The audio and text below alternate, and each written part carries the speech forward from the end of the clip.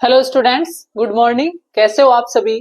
जैसा कि आपको पता है कि हमारा जो 9वां अध्याय चल रहा है प्रकाश का परावर्तन तथा अपवर्तन, इस चैप्टर को हम कंटिन्यू करते हैं। पिछली क्लास के अंदर हमने परावर्तन के बारे में पढ़ा और जो भी शब्दावलियां थी उनको पढ़ा। ध्रुव क्या होता है, फोकस दूरी क्या होती है, वक्रता त्रिज्या क्या होती है, केंद्र क्या होता है, इन सब के बारे में डिस्कस किया। आज हम देखेंगे कि उत्तल और अवतल दर्पण द्वारा प्रतिबिंब कैसे बनते हैं। मैंने आपको दो बताए थे आपको दर्पण।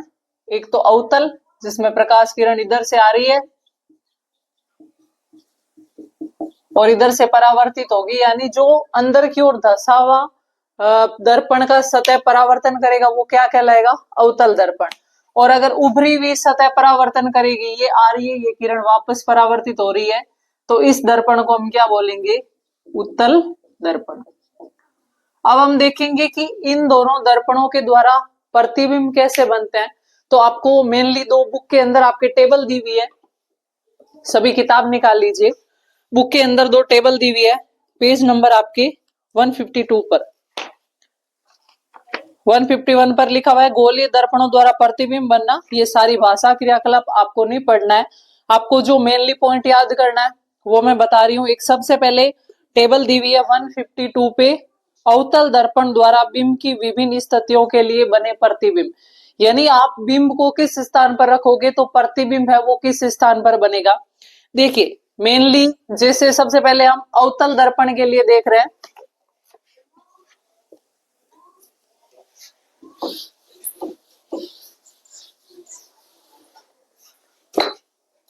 तो हम क्या देखेंगे, अवतल दर्पण से बनने वाले प्रतिबिंबों की स्थिति।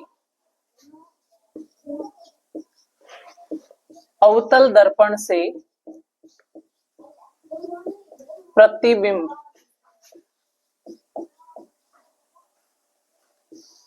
देखिए ये हो गया अवतल दर्पण।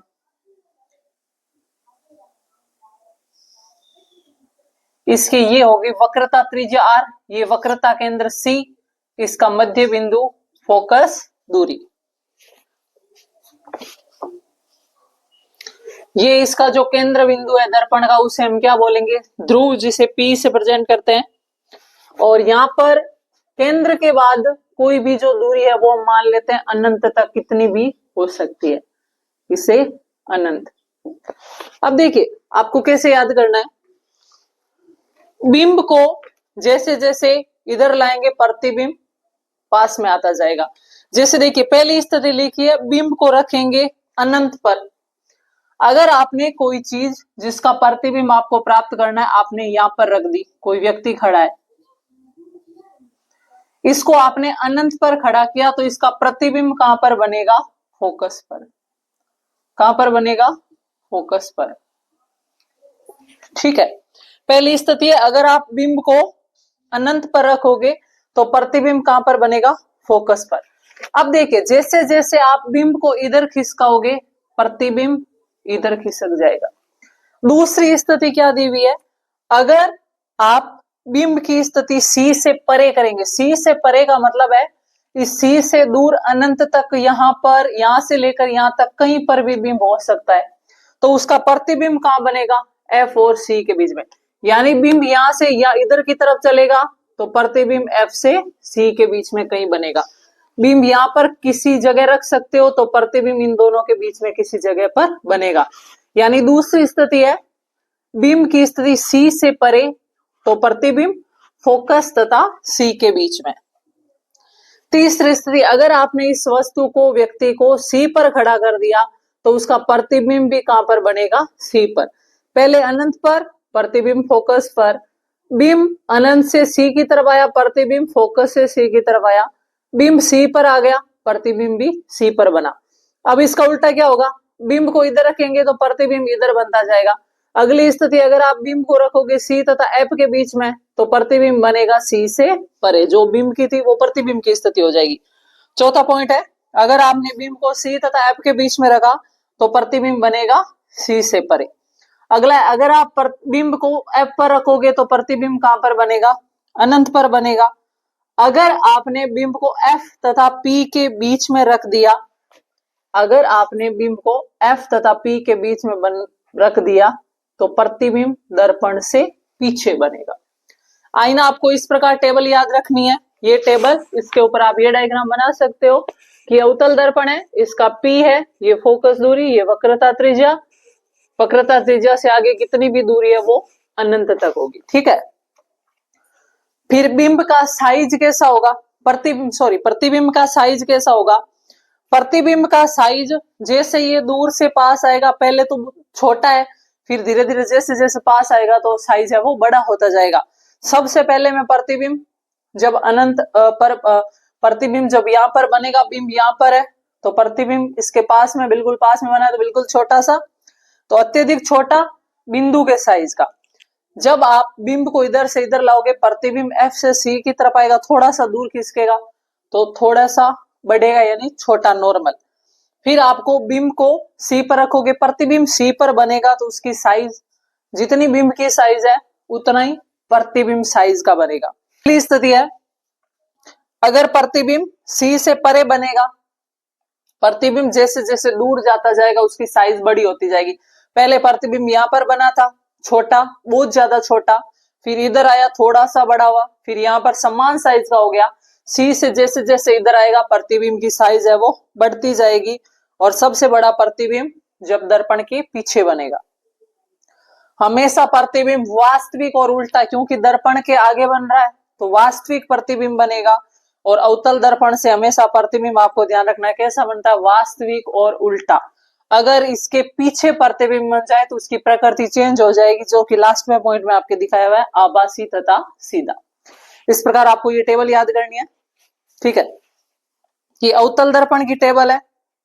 अब देखिए, एक दर्पणों से प्रतिबिंब बनने के लिए 3 नियम भी लागू होते हैं, वो तीनों नियम याद करने। पहला नियम है, अगर प्रकाश किरण दर्पण के अक्ष के समांतर आती है तो परावर्तन के पश्चात वो फोकस से गुजरेगी, यानी आते टाइम अगर वो समांतर आएगी तो जाते टाइम कहां से गुजरेगी, फोकस से।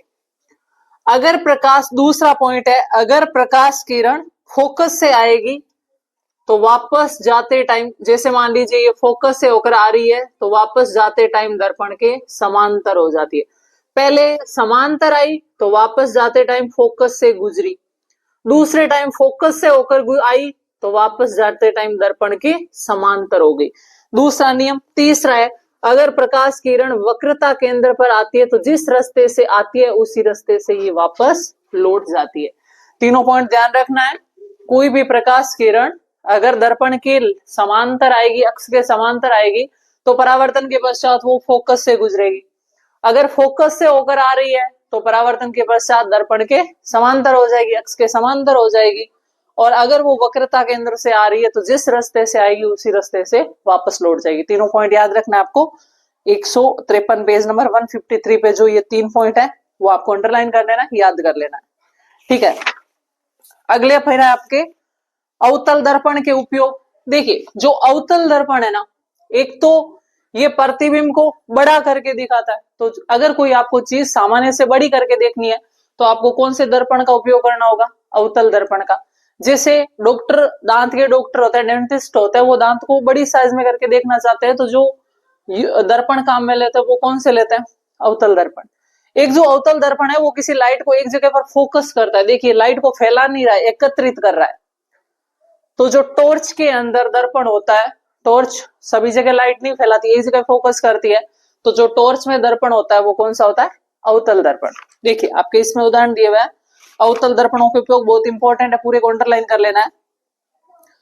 अवतल दर्पणों का उपयोग सामान्यतः टॉर्च, सर्च लाइट तथा वाहनों के अग्रदीपों, यानी गाड़ियों की जो हेडलाइट्स होती है उसमें अवतल दर्पण का उपयोग होता है। में प्रकाश का शक्तिशाली समांतरण किरण पुंज प्राप्त करने के लिए किया जाता है। इन्हें प्राय चेहरे का बड़ा प्रतिबिंब देखने के लिए सेविंग दर्पणों, नाई की दुकान में जो दर्पण लगा होता है वो कैसा होता है, अवतल दर्पण। दंत विशेषज्ञ अवतल दर्पणों का उपयोग मरीजों के दांतों का बड़ा प्रतिबिंब देखने के लिए करते हैं। सौर भट्टियों में सूर्य के प्रकाश को केंद्रित करने के लिए बड़े अवतल दर्पणों का उपयोग किया जाता है। ये उपयोग याद रखने आपको। नेक्स्ट पेज है 156। उत्तल दर्पण से प्रतिबिंब कैसे बनेगा। देखिए, टेबल दी हुई है, इसमें 2 स्थिति आपको याद रखनी है। उत्तल दर्पण में अगर आप बिंब को अनंत पर रखोगे तो प्रतिबिंब कहां पर बनेगा, फोकस पर बनेगा। अगर आप अनंत तथा ध्रुव के बीच में कहीं भी बिंब को रखोगे तो प्रतिबिंब है वो पी और एफ के बीच में कहीं पर भी बनेगा। ध्यान रखना, उत्तल दर्पण से हमेशा प्रतिबिंब कैसा बनता है, आभासी और सीधा। अवतल दर्पण से वास्तविक और उल्टा, उत्तल दर्पण से आभासी और सीधा। नीचे है उत्तल दर्पणों के उपयोग, ये भी याद करना है। जैसे अवतल दर्पण किसी चीज को बड़ा करके दिखाता है, उत्तल दर्पण किसी चीज को छोटा करके दिखाता है। या कोई दृश्य क्षेत्र है, ज्यादा बड़ा दृश्य क्षेत्र, उसको छोटे सी जगह में आपको देखना है। जैसे देखिए गाड़ियों के जो साइड के मिरर होते हैं, साइड की लाइट होती है, साइड का जो दर्पण होता है उसमें ट्रक ड्राइवर पूरी सड़क की गाड़ियों को देख सकता है छोटे से दर्पण में, तो वो दर्पण कौन सा होता है, उत्तल दर्पण। उसके अलावा अवतल दर्पण क्या करता है, प्रकाश की किरणों को फैलाता है। जो रोड लाइट्स होती है ये एक जगह लाइट को फोकस नहीं करती है, सभी जगह लाइटों को फैलाती है। तो रोड लाइट्स के अंदर कौन से दर्पण का उपयोग होता है, उत्तल दर्पण का। देखिए इसके उपयोग, उत्तल दर्पणों का उपयोग सामान्यतः वाहनों के पश्च दृश्य दर्पणों के रूप में किया जाता है। ये दर्पण वाहन के साइड में पार्श्व में लगे होते हैं। इनमें ड्राइवर अपने पीछे के वाहनों को देख सकते हैं जिससे वे सुरक्षित रूप से वाहन चला सके। उत्तल दर्पणों को इसलिए भी प्राथमिकता देते हैं क्योंकि ये सदैव सीधा प्रतिबिंब बनाते हैं।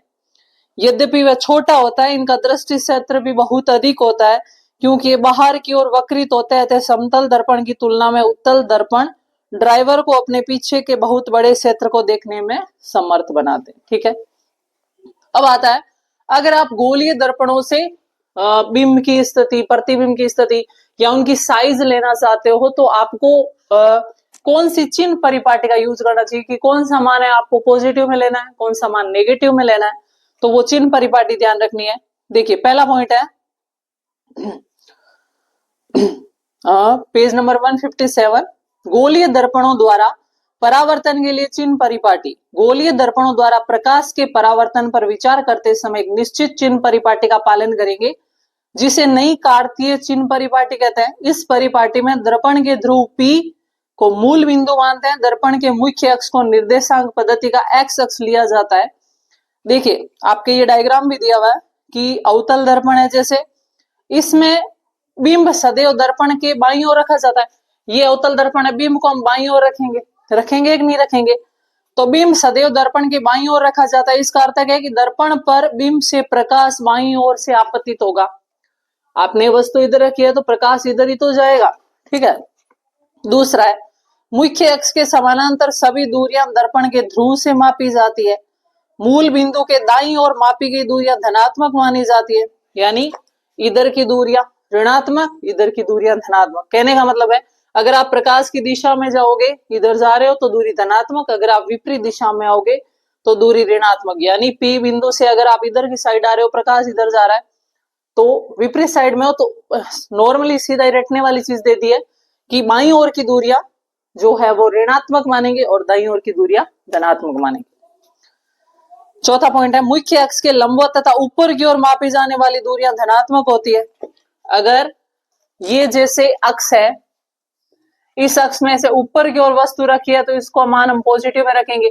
अगर ये नीचे की ओर रखी है तो इसका मान है वो नेगेटिव में रखेंगे।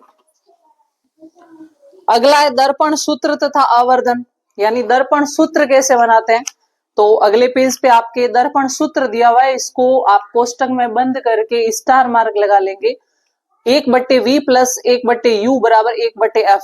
यहाँ V क्या है, दर्पण से प्रतिबिंब की दूरी, V दर्पण से बिंब की दूरी U, और F क्या है, फोकस दूरी। आपको याद करना है क्वेश्चन आता है निम्न में से कौन सा दर्पण सूत्र है, तो ध्यान रखना दोनों 1/V प्लस U बराबर 1/F, यहाँ प्लस चिन्ह आएगा।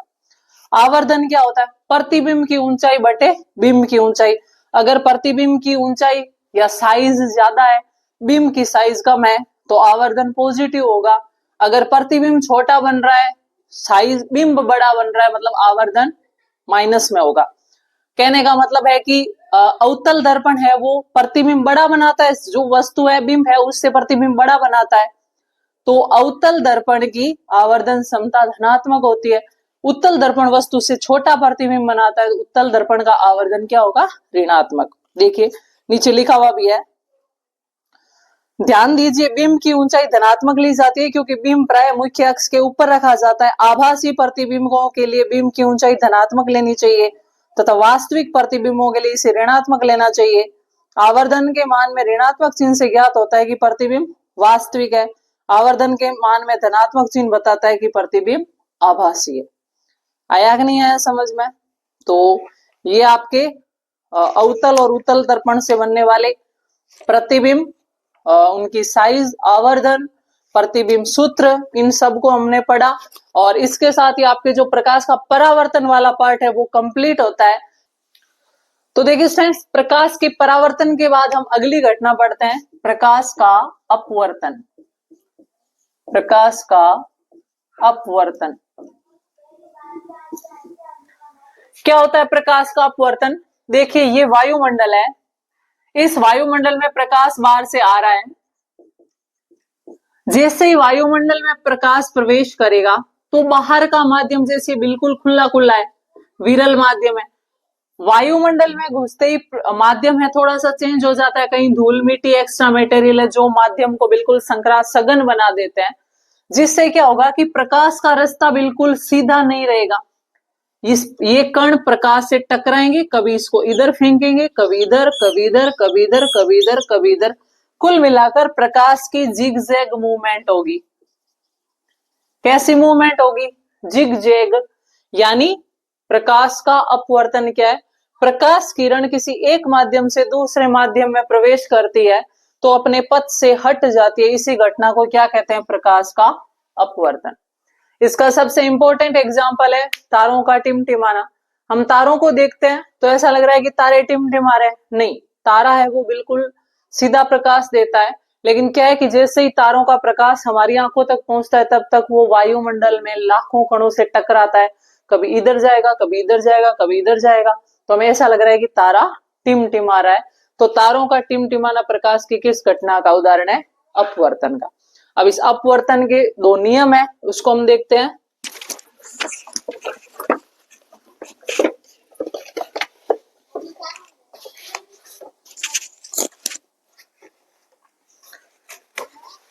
देखिए प्रकाश का अपवर्तन, पेज नंबर 160। तो अब आपको निकालना है पेज नंबर 162, 163। बाकी आपको ये भाषा नहीं पढ़नी है। अपवर्तन के नियम निम्नलिखित है, इसमें लिखा हुआ है परावर्तन के नियम निम्नलिखित है, तो इसको परावर्तन को कट कीजिए, मिस प्रिंट हो गया है। परावर्तन की जगह आपको लिखना है अपवर्तन। पेज नंबर 163, 163 पे लिखा हुआ है ऊपर ऊपर अपवर्तन के नियम लिखना है आपको, परावर्तन की जगह अपवर्तन करना है। पहला नियम है आपतित किरण, अपवर्तित किरण तथा दोनों माध्यमों को पृथक करने वाले पृष्ठ के आयतन बिंदु पर अभिलंब सभी एक ही तल में होते हैं। यानी आने वाली प्रकाश किरण, अपवर्तित होने वाली प्रकाश किरण और उनको बीच में काटने वाला अभिलंब है, वो तीनों एक ही तल में होते हैं। जिसे परावर्तन में हमने पढ़ा था आपतन, आपतित किरण, परावर्तित किरण और अभिलंब तीनों एक ही तल में स्थित होता है। उसी प्रकार आपतित किरण, अपवर्तित किरण तथा अभिलंब तीनों एक ही तल में स्थित होते हैं। दूसरा पॉइंट है प्रकाश के किसी निश्चित रंग तथा निश्चित माध्यमों के युग्म के लिए आपतन कोण की ज्या साइन ई तथा अपवर्तन कोण की ज्या साइन ई का अनुपात स्थिर होता है। इस नियम को स्नेल का अपवर्तन नियम भी कहते हैं। ये इंपॉर्टेंट, और इसका मान 0 डिग्री से ज्यादा और 90 डिग्री से कम होता है। यानी जो दूसरा नियम है आपको थोड़ा याद रखना है कि आपतन कोण और अपवर्तन कोण के बीच में स्नेल नाम के वैज्ञानिक ने एक संबंध दिया था जिसे स्नेल का नियम कहते हैं। यानी साइन आई बटे साइन आर। आप जो परावर्तन का नियम था उसमें साइन आई था आपतन कोण, ये परावर्तन कोण, इसमें ये साइन आई क्या है? आपतन कोण, और ये है अपवर्तन कोण। और इनका मान एक स्थिरांक होता है जिसका मान 0 डिग्री से तो ज्यादा और 90 डिग्री से कम होता है। इसे हम क्या बोलते हैं? स्नेल का नियम। स्टूडेंट रट लेना इसको, क्वेश्चन आता है स्नेल का नियम क्या है? वो साइन आर को ऊपर कर सकता है, साइन आई को नीचे कर सकता है, इन दोनों को गुणा में कर सकता है, इसके मान को चेंज कर सकता है। तो आपको ध्यान रखना है साइन आई बटे साइन आर का मान एक निश्चित स्थिरांक होता है जिसका मान 0 डिग्री से ज्यादा 90 से कम होता है, इसे स्नेल का नियम कहते हैं। नोट कीजिए।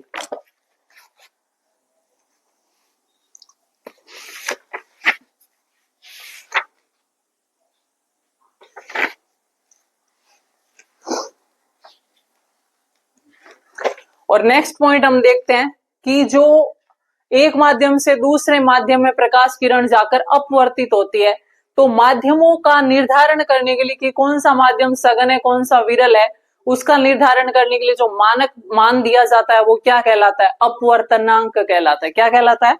अपवर्तनांक। नेक्स्ट पॉइंट है, आपको याद रखना है कि जो एक पॉइंट रट लेना आप कि दर्पण है वो परावर्तन के नियम पर आधारित होते हैं, जबकि जो लेंस होते हैं वो अपवर्तन के नियम पर आधारित होते हैं। जिस प्रकार दर्पण प्रतिबिंब बनाते हैं वैसे ही लेंस प्रतिबिंब बनाते हैं। एक पॉइंट ध्यान रखना, जो काम अवतल दर्पण करेगा वो काम उत्तल लेंस करेगा, और जो काम उत्तल दर्पण करेगा वो काम कौन करेगा? अवतल लेंस। तो देखिए आगे आपके 165 पे लिखा हुआ है गोलीय लेंसों द्वारा अपवर्तन। या लेंस नाम क्यों आया? ध्यान रखना, अपवर्तन की घटना पर लेंस काम करते हैं जबकि परावर्तन की घटना पर दर्पण काम करते हैं। जिस प्रकार हमने दर्पणों को पढ़ा उसी प्रकार लेंसों से भी प्रतिबिंब बनता है। तो सबसे पहला एक पॉइंट आपको क्या ध्यान रखना है कि लेंस अपवर्तन की घटना पर आधारित होते हैं। दूसरा, लेंस दो प्रकार के होते हैं। लेंस दो प्रकार के होते हैं। पहला है अवतल लेंस और दूसरा है उत्तल लेंस।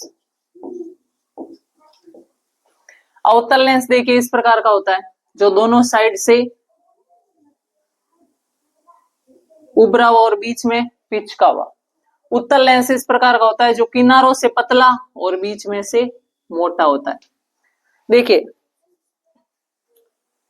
इसकी परावर्तक सतह ये होगी, ये वाली सतह है ना जो ऐसी दिख रही है आपको, ये होगी।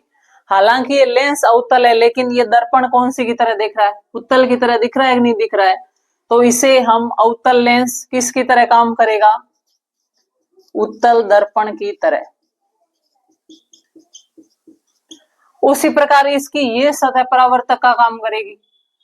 ये सतह दिख रही है कि नहीं दिख रही? ऐसा हमने कौन से दर्पण में देखा था? अवतल में। तो उत्तल लेंस किसकी तरह काम करेगा? अवतल दर्पण की तरह। नोट कर लो आप इसको।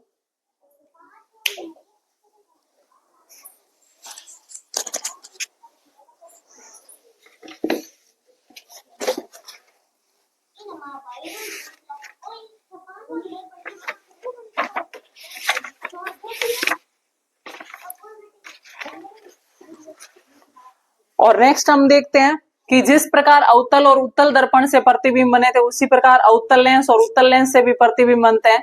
तो स्टूडेंट्स फिर आपको ये दोनों टेबल याद करनी है। पेज नंबर 168 पर पहली है उत्तल लेंस द्वारा बनने वाले प्रतिबिंबों की प्रकृति, स्थिति और उसकी साइज। जैसे बिंब को रखोगे आप अनंत पर तो प्रतिबिंब बनेगा फोकस F2 पर, यानी एक तो इसका फोकस आ गया और एक इसका फोकस आ गया F1 और F2। उसी प्रकार एक इसका फोकस आ गया एक इसका फोकस आ गया, यानी लेंस के अंदर फोकस बिंदु कितने होते हैं? 2। तो प्रतिबिंब F2 पर बनेगा। प्रतिबिंब का साइज कैसा होगा? वो उल्टा होगा, वास्तविक होगा। ये सारे आपको इस टेबल से याद करने। एक तो पहली टेबल है आपके उत्तल लेंस द्वारा और दूसरी है आपके अवतल लेंस द्वारा। ये आपको दोनों को याद करनी है, बहुत इंपॉर्टेंट है। और क्वेश्चन आते हैं हमेशा कि अगर आप उत्तल लेंस के आगे बिंब को अनंत पर रखोगे तो प्रतिबिंब की स्थिति, साइज और उसकी प्रकृति बताइए। तो आप इस टेबल को याद करोगे तभी आपको समझ में आएगा। ठीक है, इसके बाद आपके नेक्स्ट पेज पे चलिए। जिस प्रकार हमने दर्पण सूत्र और आवर्धन देखा था उसी प्रकार लेंस सूत्र और आवर्धन भी होता है। अंतर क्या है कि वहां पर 1/v प्लस 1/u बराबर 1/f था। यहां पर लेंस सूत्र में वो पॉजिटिव का चिन्ह किस में बदल जाएगा, नेगेटिव में। तो लेंस सूत्र और दर्पण सूत्र आपको दोनों अलग अलग पता होने चाहिए कि दर्पण सूत्र तो क्या था, 1/v प्लस 1/u बराबर 1/f। तो लेंस सूत्र क्या होगा, 1/v माइनस 1/u बराबर 1/f। v क्या है, प्रतिबिंब की दूरी, u बिंब की दूरी, और f क्या है, फोकस दूरी।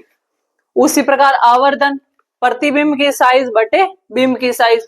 प्रतिबिंब बड़ा बनेगा तो आवर्धन पॉजिटिव, प्रतिबिंब छोटा बनेगा तो आवर्धन नेगेटिव। और इसलिए अलग अलग लेंसों के लिए बताया भी है, जो आपको सीधा याद करना है। ठीक है, पेज नंबर 173 पे देखिए, लेंस की समता। लेंस की समता होती है फोकस दूरी की उल्टी। P बराबर, लेंस की समता को किससे प्रदर्शित करते हैं, P से। P यानी पावर। लेंस की समता P बराबर क्या होता है, 1/f। अब समता किसी की पॉजिटिव होगी, किसी की नेगेटिव होगी, दोनों आपको याद करना है कि लेंस की समता को मापने का एक मात्रक होता है, जिसे क्या बोलेंगे, डायप्टर।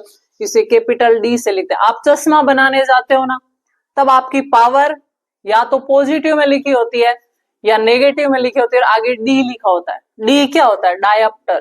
क्या लिखा होता है, डायप्टर, यानी ये लेंस की समता का मात्रक होता है। देखिए नीचे नीचे देखिए, उत्तल लेंस की समता धनात्मक तथा अवतल लेंस की समता ऋणात्मक होती है। यानी ये उत्तल लेंस की समता है, पॉजिटिव में है मतलब वो उत्तल लेंस है, और नेगेटिव है मतलब अवतल लेंस है। निकट की वस्तु को देखने के लिए उत्तल लेंस काम में लेते हैं, दूर की वस्तु को देखने के लिए अवतल लेंस काम में लेते हैं। अगर आपकी चश्मा का नंबर पॉजिटिव में, मतलब आपकी चश्मा में कौन सा लेंस लगा है, उत्तल लेंस। अगर आपकी चश्मा का नंबर नेगेटिव है, मतलब आपके कौन सा लगा है, अवतल लेंस। वृद्धावस्था के अंदर नजदीक की वस्तु और पास दूर की वस्तु दोनों ही नहीं दिखती है, तो एक ऐसी चश्मा बनाते हैं जिसके अंदर नीचे उत्तल और ऊपर अवतल होता है, तो इसे बाइफोकल लेंस कहते हैं। यानी द्विफोकसी लेंस का उपयोग होता है, जिसमें ये नीचे पास की वस्तु देखता है, ये दूर की वस्तु देखता है। पास की वस्तु देखने के लिए उत्तल, दूर की वस्तु देखने के लिए अवतल। जो युवावस्था के अंदर या पढ़ने वाले बच्चे, जिनकी नॉर्मली चश्मा की जो पावर होती है वो नेगेटिव होती है, क्योंकि उनको दूर की वस्तु है वो साफ कम दिखती है। ठीक है, तो ध्यान रखना, उत्तल लेंस की क्षमता धनात्मक तथा अवतल लेंस की क्षमता है वो ऋणात्मक होती है। चश्मा बनाने वाले जब संशोधित लेंस निर्धारित करते हैं तो उनकी क्षमता का उल्लेख करते हैं। मान लीजिए निर्धारित लेंस की क्षमता +2D है, इसका अर्थ है कि निर्धारित लेंस कौन सा है, उत्तल लेंस है, और उसकी फोकस दूरी +0.5 है। इसी प्रकार -2.5 क्षमता के लेंस की फोकस दूरी -0.40 m होती है, 0.40 होती है, लेंस अवतल होता है। आया कि नहीं आया समझ में। और इसके साथ ही आपका जो ये प्रकाश का परावर्तन और अपवर्तन वाला चैप्टर है वो कंप्लीट होता है। स्टूडेंट एग्जाम आ गए आपके पास में, तो जल्दी से जल्दी आपको अच्छी तरह पढ़ के इसको याद करके और अपना सारे डाउट क्लियर करने। फिर भी इस चैप्टर से रिलेटेड कोई डाउट है तो आप कमेंट बॉक्स में कमेंट कर दीजिए, मैं नेक्स्ट क्लास में वापस समझा दूंगी। वरना नेक्स्ट क्लास के अंदर हम अगला चैप्टर जो 10 नंबर चैप्टर है उसको हम स्टार्ट करेंगे। तो मिलते हैं नेक्स्ट क्लास में, तब तक के लिए थैंक यू सो मच।